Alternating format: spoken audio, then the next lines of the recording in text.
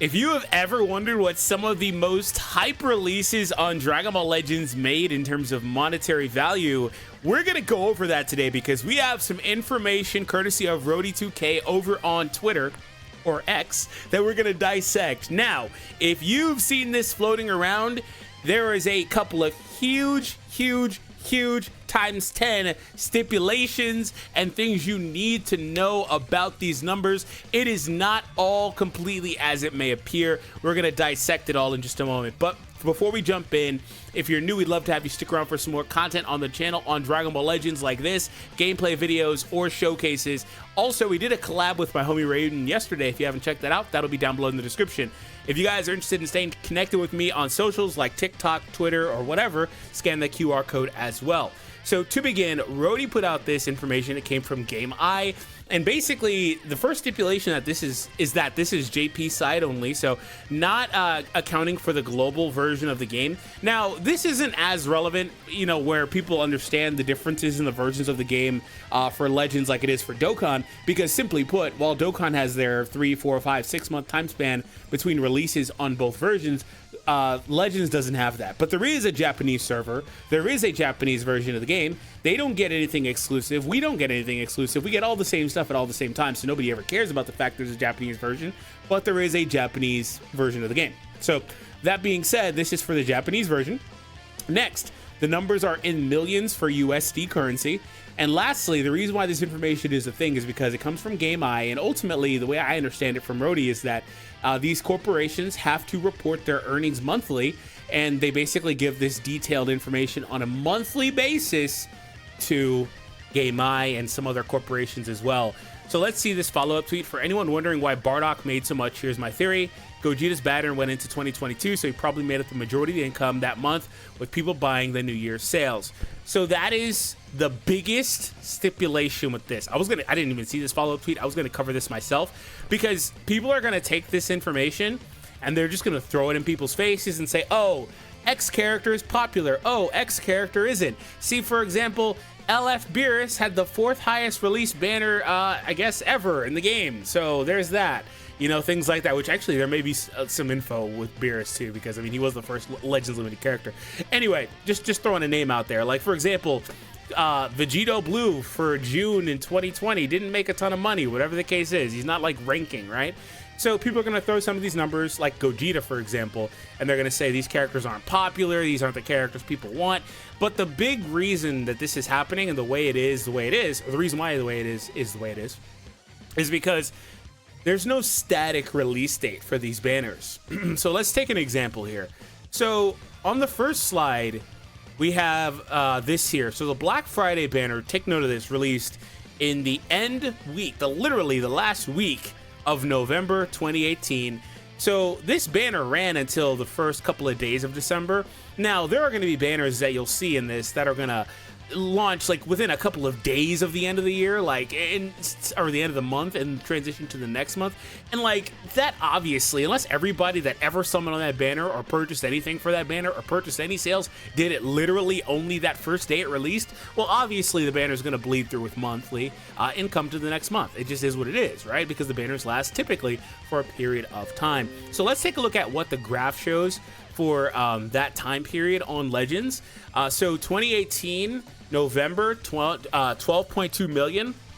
That actually is like apparently their 8th highest grossing. So a couple stipulations about that time period, 2018, 2019 of Legends, is that the game was brand new, obviously. So it's really hard to eclipse some of the things you have in your first year or so of life. And you see that here. They got their highest and like all the way down to like their 10th highest ranking banners of all time on the Japanese version exclusively anyway.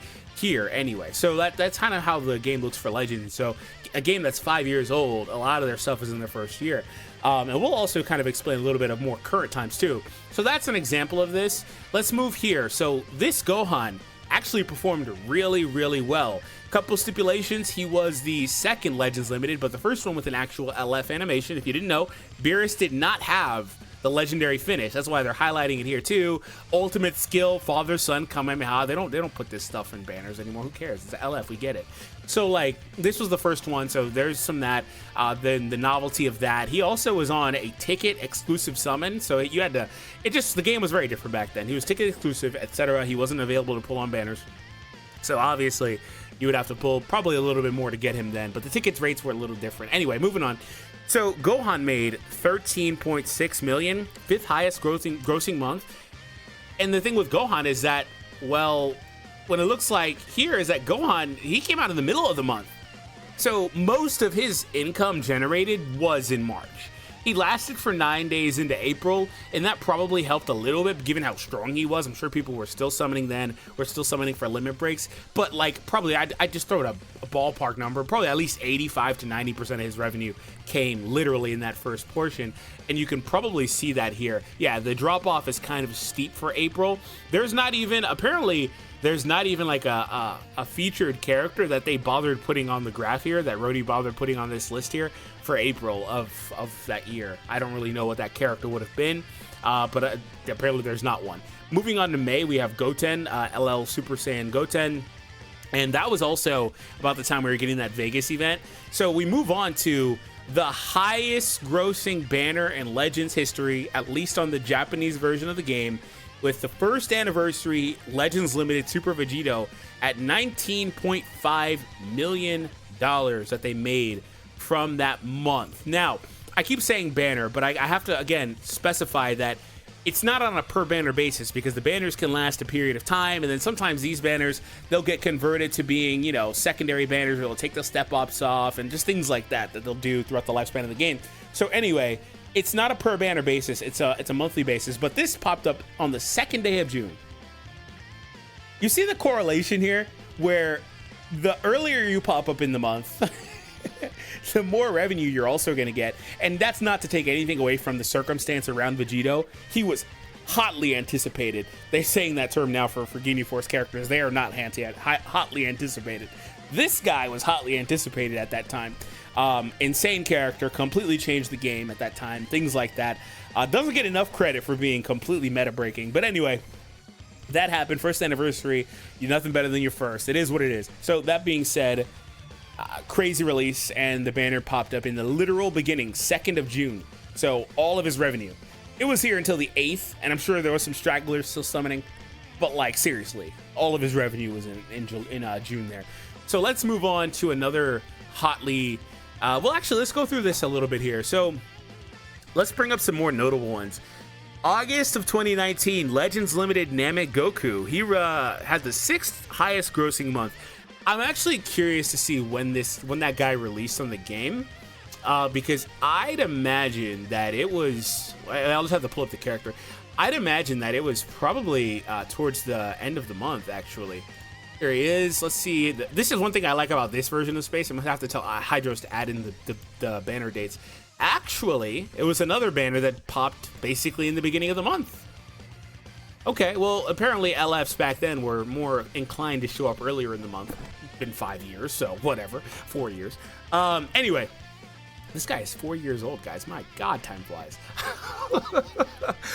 He's literally 4 years old this month. Good Lord.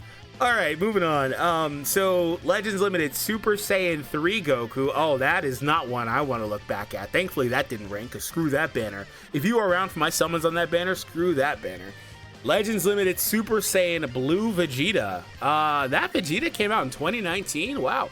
I was kind of off the game a little bit. That one made 7 million. I was kind of off the game a little bit at that time because my channel had got hacked and I wasn't really able to produce content. Wow, time sure flies, man.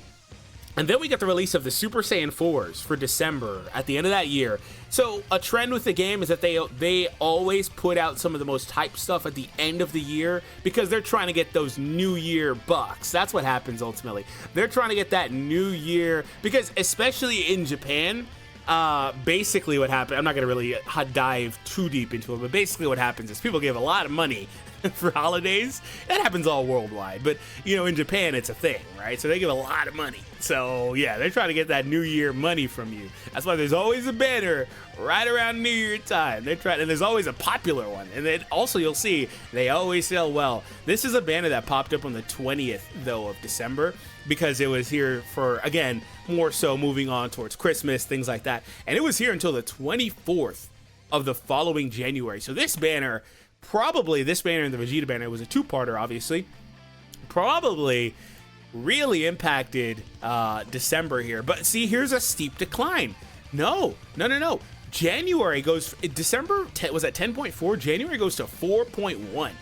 That is an example of what I'm saying when I say everybody is pulling when these and buying stuff in the first like few days that these banners are up. So when you see a banner pop up and it's at the literal end of the month and it bleeds over, and you're gonna see that with Gogeta in a minute, Ultra Gogeta, as Rody pointed out earlier. This is an example where like nobody bothered in January. January was dead. January was like, up to this point, January was wow, up to that point, again, Japanese version only, that January was the worst selling month for them up to that point. January 2020, up to that point. February gets worse, by the way, and then they follow it with March. This was not a good idea. This is an example of having things planned in advance. They follow it with March dropping LF Piccolo and First Form Frieza. That did another 4 million. This is not something that's going to sell. Nobody cares about that. And then, oh my God, 2020 was terrible. Oh my God, 2020 was so bad. Oh my goodness. All right, moving on. Look at the totals here. For January, they made twice as much money in total. They made for 2019, excuse me. For 2019, they made $100 million from just the Japanese player base. In 2020, they made 59.9. God damn.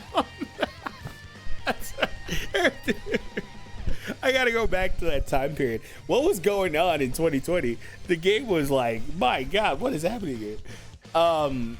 So if you're not really understanding what I'm saying, there's a lot of stipulations. I'm throwing these numbers out here. You can't take this at complete face value.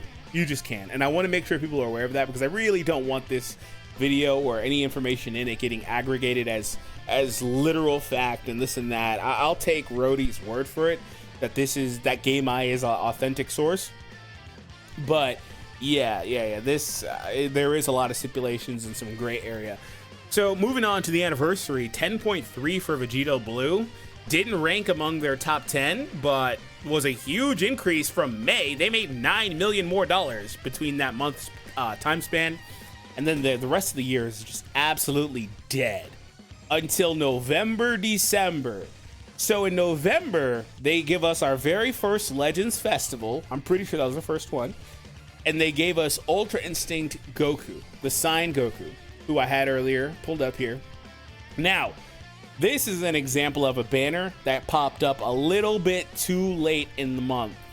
The 26th of November is just a little bit too late to save the entirety of November's revenue. You have to also remember, sometimes before big banners like this, the game will purposely not do anything, right? They will purposely not put out content. They'll put out like a bare minimum. Like nowadays, it'll be like a rerun banner or Zenkai's, things like that. But they're not dropping like new characters for like the last couple weeks before a big banner, so you can save, right?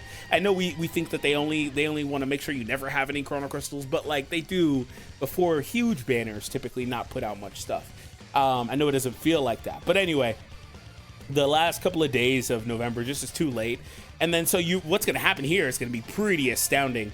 You go from this, which was, again, another crazy anticipated release. Our first Ultra Instinct Goku releasing here. Crazy. And an unfortunate thing with Legends, and this is something that Dokkan got to benefit from, Legends did not get to benefit from, was that with all of these releases, Legends is playing catch up. Dokkan got to release an Ultra Instinct Goku when he showed up in the anime.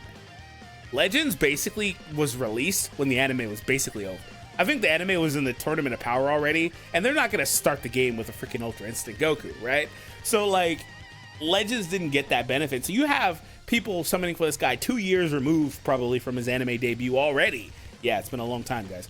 So like it's interesting to see how that also works, but also to Legends credit, the fact that they can get some hype releases like that to still get people to summon years after, it's pretty astounding. And so what happens here is you have a shift from there to December where we get Legends Limited Gogeta Blue and Full Power Super Saiyan Broly. Now, I'm sure that somewhere in here was the release of the Broly movie. Actually, that was also 2018, wasn't it? That movie came out in 2018, didn't it? I can't remember, but I'm pretty sure it came out somewhere around there. So we had to wait a bit of time, but we did get some Broly movie characters in here. They're probably for some of these unmarked months. In fact, I'm sure that Broly, the purple one, was in one of these unmarked months.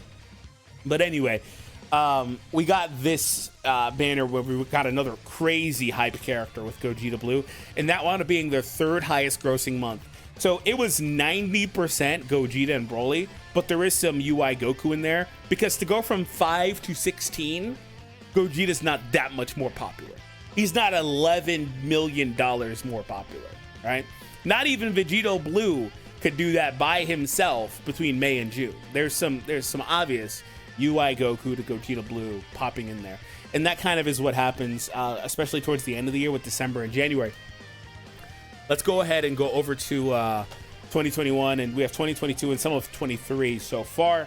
2022 was ultra good for them.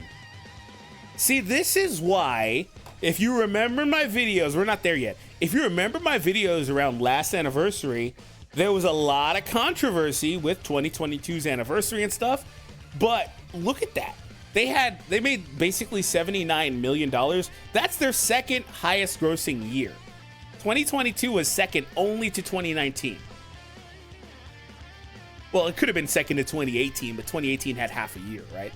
But technically, it's second only to that. 22 was really successful, especially on the heels of 21, which made $23 million less.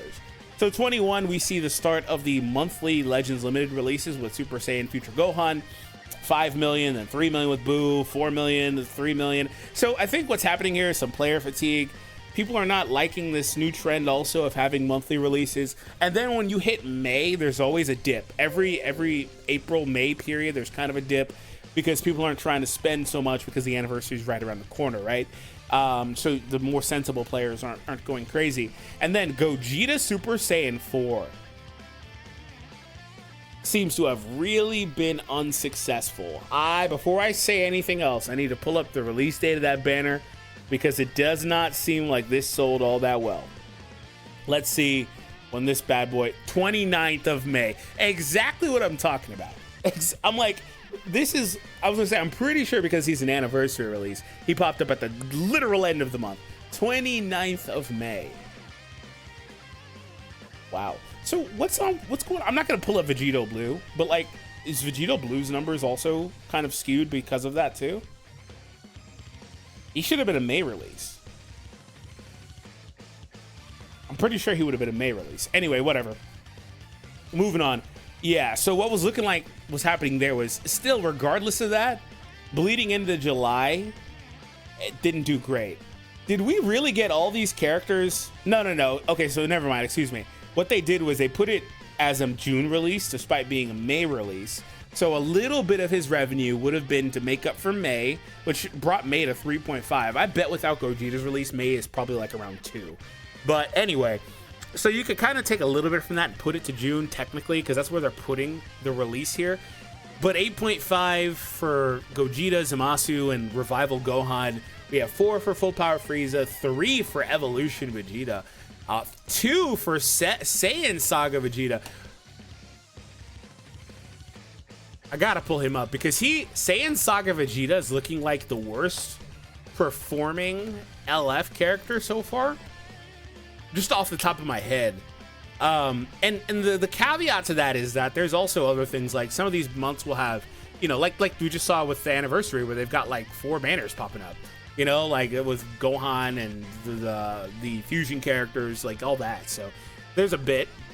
But this came out mid-month. This was basically a standalone. They even put UI Goku on here to try to sell it with a hype character, Broly's return, these other characters. It just wasn't enough. This banner, yeah, this That was basically the worst selling release. Looking at it, the Vegeta characters don't actually sell all too great in general. Maj Vegeta did 3 million. Like, the Vegeta characters are not selling at all, unfortunately. And also, we go ahead and move from here. Cell doesn't sell very well. Ha, pun intended. Nearly 6 million for Super Saiyan Blue Goku and Vegeta, the tag, and Trunks. Okay. And then Ultra Super Gogeta is at 7.6 million. So there's another outlier. That is our first Ultra, and I am pretty positive that he pops up towards the end of the month, and Bardock is eating some of that, because LL Bardock's release for January 2022, I'm here to tell you, everybody skipped that banner. Like, I didn't. I liked it. I liked the character. But most people were like, nah, I'm not summoning on any of this, because I just summoned on Gogeta. I'm still summoning on Gogeta. Like, why would I? You know what I'm saying? I'm pretty positive. See, this is what's happening here. It went into, yeah, so it pops up from the 24th to the 5th. So, yeah, I'm going to give Gogeta like probably like 3 million out of that month. Maybe 2.5. So that's kind of, again, those extreme outliers. Bardock jumps to 7. Just to show you how crazy that is, I know Bardock is a popular character, and his animation is pretty cool too. But like, regular monthly LFs don't hit that high. Regular monthly LFs struggle to even get 5. They struggle to even get 4. Look at this, 3, 4.2, 5.7 for Future Gohan, but there's probably some bleed through from Legends Festival prior to that. Like, they struggle to get that. So Bardock shooting to 7 randomly, and then Jiren dropping to 2 is hilarious. And then we get Ultra Kaioken Goku, who made 3. The androids made 3. For May, there's nothing listed there, so I don't know exactly what popped in. And then we moved to the anniversary last year, where they jumped to 10 and then 12, those 9th and 7th highest grossing months. And if you remember, most of their highest grossing months were in the first couple of years. Look at all of these. 8th, 4th, 5th, highest number 1, number 6, number 10, number 3. So the 4th year anniversary was a success. I remember doing videos about that. It was so like shady and controversial to say it, but it was true. The game was in a weird state. People hated it. People this and that, but like, money talks. It is what it is. That anniversary was successful, and that's everything that I had heard. I had heard from everybody that I can talk to related to this game, quote unquote sources. And not just people on Twitter, but actual people. Anyway, they told me that last year was a good month, or was a good year. Like, it was, and you can see that. Super Saiyan Trunks, the green one, made nothing. Final Form Cooler almost made 4 because he was really good. Beast Gohan pops in at 8.3. Outlier with Beast Gohan is that his banner lasted a super long time, and I'm pretty sure it popped up towards the end of October. Super Saiyan 4 Goku and Vegeta tag made 6. Gohan also is probably a little bit of that too, and that's also Legends Festival, moving into Vegeta and Trunks and Ultra Gogeta Blue. So Ultra Gogeta Blue is on the tail end of December, just like Ultra Super Gogeta, and that would probably bleed into MVP 17 for January of this year at 6.7, and then there's basically a cut in half when we get to Hit and Revival Goku for February. So, yeah, like, you can see the bleed through, especially for Legends Festival. These Gogeta characters, you know what I'm seeing? And Ultra Vegito Blue for Anniversary this year was the second highest. Goku and Frieza, whatever, we're just going to skip past that stuff because it made 3 to 5. Ultra Vegito Blue is the second highest grossing release on the game. And the number 1 overall highest was Super Vegito for the 1-year anniversary. So the 1 and this 5-year anniversary were the best months in Legends history. So those are the main things I'm seeing, and there is some bleed through, but I think part of what's happening here, it's not really a Vegito versus Gogeta debate, like, per se. I think the numbers are skewing this, and if you were to poll people, I think which character they enjoy more probably leans more towards 60-40 Vegito in favor. So that's probably part of it too. I don't think it's an even 50-50, but the anniversary is performing better than Legends Festival every year. It is what it is. And I wonder if that's a Vegito factor or if it's just a factor of the way that the game is. Like, Legends Festival does good, but the anniversary just performs better.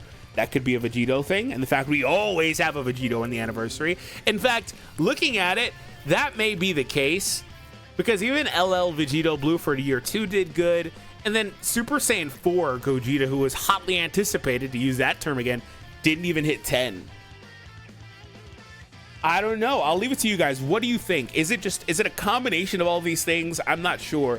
But the way this looks just in raw numbers is that at least the Japanese player base favors Vegito heavily. There may be some differences for other parts of the world where these numbers are flipped on their head for other parts of the world. I'm not sure. But at least the Japanese side seems to prefer that because the first and second highest are Vegito releases. The latest and first Vegito releases. So it is what it is. Ultimately, though, Legends is a very successful game. Millions and millions from just one demographic. It's pretty nice. Hope you guys enjoyed this video. If you did, hit the thumbs up and subscribe, and I'll see you next time.